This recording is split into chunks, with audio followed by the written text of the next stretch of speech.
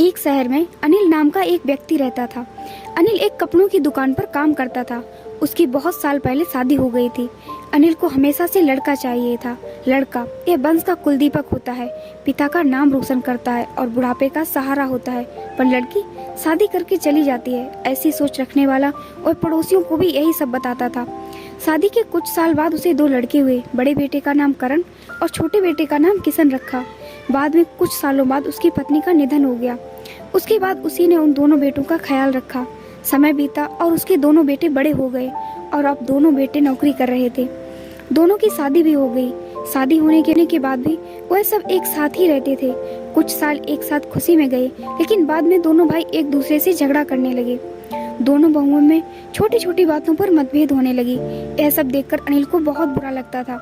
अब दोनों ने अलग रहने का निर्णय लिया और वह अलग हो गए।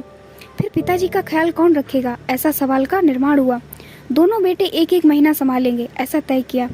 अनिल एक बेटे के साथ 1 महीने के लिए रहने लगा, फिर दूसरे बेटे के पास 1 महीना, ऐसा उसका बंटवारा हुआ। पर जैसे जैसे वक्त बीतता गया, वैसे वैसे बहुओं और बेटों में अनिल को लेकर झगड़ा होने लगा। दोनों बेटों के घर में झगड़े का कारण अनिल रहने लगा। यह बात अनिल को अच्छे से समझ आई थी। अब अनिल को पुरानी यादें आने लगी थी। उसने जिंदगी में कितनी बड़ी गलती की थी, यह उसे अब समझ में आ रही थी। पर अब इसका क्या फायदा। आखिर दोनों बेटों ने पिताजी को वृद्धाश्रम भेजने का निर्णय लिया। एक दिन दोनों ही पिताजी को लेकर वृद्धाश्रम में गए। वहां जाने पर सभी औपचारिकता पूरी करके पिताजी को मिलकर वह दोनों अपने अपने घर वापस चले गए। बेटे घर जाने के बाद अनिल बहुत रोने लगा। उसके बाद वृद्धाश्रम के कई लोगों ने उसे समझाया, पर वह बहुत दुखी हो गया था। अनिल को वृद्धाश्रम में आकर 8-10 दिन हो गए थे। वह किसी से भी बातचीत नहीं करता था और एक पेड़ के नीचे बैठकर विचार में मग्न रहता था। वहाँ के लोग उसे पूछते थे, पर उसने किसी को भी कुछ नहीं बताया। कुछ दिनों में वह एक व्यक्ति से थोड़ा बहुत बोलने लगा। बाद में दोनों की अच्छी दोस्ती हो गई। एक दिन वह दोनों बैठे थे, तब वह व्यक्ति अनिल को अपनी कहानी बताने लगा। वह बोला कि मुझे एक ही बेटा है। वह मेरे साथ छोटी छोटी बातों पर झगड़ा करता था। इस बात को मैं बहुत ऊब गया था। उस वजह से मैंने वृद्धाश्रम में रहने का निर्णय लिया। मुझे कभी कभी लगता था कि मुझे बेटे के साथ एक बेटी भी होती तो कितना अच्छा होता। कदाचित आज वो मेरे बुढ़ापे की लाठी बन सकती। उसका बोलना सुनकर अनिल और ज्यादा दुखी हो गया और बहुत गहरे विचारों में खो गया। अनिल को दुखी अवस्था में देखकर उसके दोस्त ने पूछा, आप क्या सोच रहे हो? आपके सामने देखो, उस दिखने वाले 2 व्यक्तियों में से एक हमारे वृद्धाश्रम के मालिक हैं। उनका नाम कैलाश सेठ है और दूसरी उनकी बेटी है, उसका नाम आराध्या है। वृद्धाश्रम का सारा काम उनकी बेटी संभालती है। कैलाश सेठ इनको एकमात्र बेटी थी। बेटी माँ और पिताजी से बहुत प्यार करती है। उतना ही प्यार वह वृद्धाश्रम के हर एक व्यक्ति से प्यार करती है। अनिल सिर्फ उसकी तरफ देखते ही रह गया और उसका मन और भी ज्यादा दुखी होने लगा। रात होने लगी थी।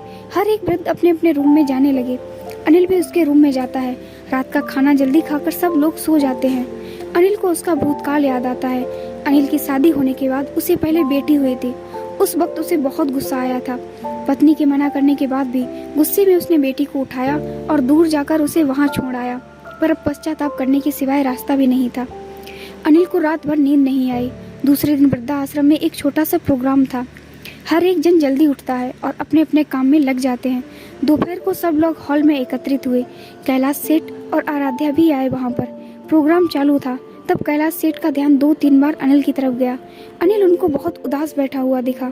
उनको लगता है कि शायद उसकी तबीयत अच्छी नहीं होगी। प्रोग्राम खत्म होने के बाद वह अनिल से बात करने के लिए उनके पास जाते हैं। वह अनिल को दुखी होने का कारण पूछते हैं। तभी अनिल बहुत रोने लगता है और थोड़ी देर बाद वह अपनी पूरी कहानी उनको बताता है कि मुझे भी पहले बेटी हुई थी, पर मुझे बेटी नहीं चाहिए थी, इसलिए मैं गुस्से में आकर उसे छोड़ कर आया। आज जब मैंने आपको आपकी बेटी के साथ देखा तो तभी मुझे समझ आया कि बेटी कितना प्यार करती है। मेरी बेटी भी मेरे साथ होती तो मुझे यहाँ वृद्धाश्रम में रहना नहीं पड़ता। मेरे दोनों बेटों ने मुझे दुख के सिवा कुछ भी नहीं दिया। मैंने किए हुए पापों की सजा आज मैं भुगत रहा हूँ। अनिल की सब बातें सुनकर कैलाश सेठ को मन में बहुत दुख हो रहा था। दुखी होकर वो अनिल को बोलते हैं कि ये मेरी बेटी नहीं है, मुझे नदी किनारे मिली थी। मैं उसे घर ले आया और बहुत प्यार से बड़ा किया। मैं और मेरी पत्नी उससे बहुत प्यार करते हैं और वह हम दोनों से भी उतना ही प्यार करते हैं। पूरी कहानी सुनने के बाद अनिल बोलता है कि मैंने भी मेरी बेटी को नदी के किनारे मंदिर के पास छोड़ा था। यह सुनकर कैलाश सेठ को थोड़ा गुस्सा आया और वह वहाँ से निकलने ही वाले थे। तभी उसी वक्त वह अनिल को पूछते हैं, आपकी बेटी का बर्थ मार्क वगैरह बता सकते हो क्या? अनिल ने तुरंत जवाब दिया, हाँ बता सकता हूँ। उसके बाएं हाथ पर और पैर पर एक एक उंगली ज्यादा थी। यह जवाब सुनकर कैलाश सेठ को विश्वास होता है कि आराध्या उसी की ही बेटी है। यह सब सुनकर कैलाश सेठ वहाँ से चला जाता है। वह चले जाने पर आराध्या वहाँ पहुँचती है और वह अनिल को बोलती है कि मैंने आप दोनों की पूरी बात सुन ली है।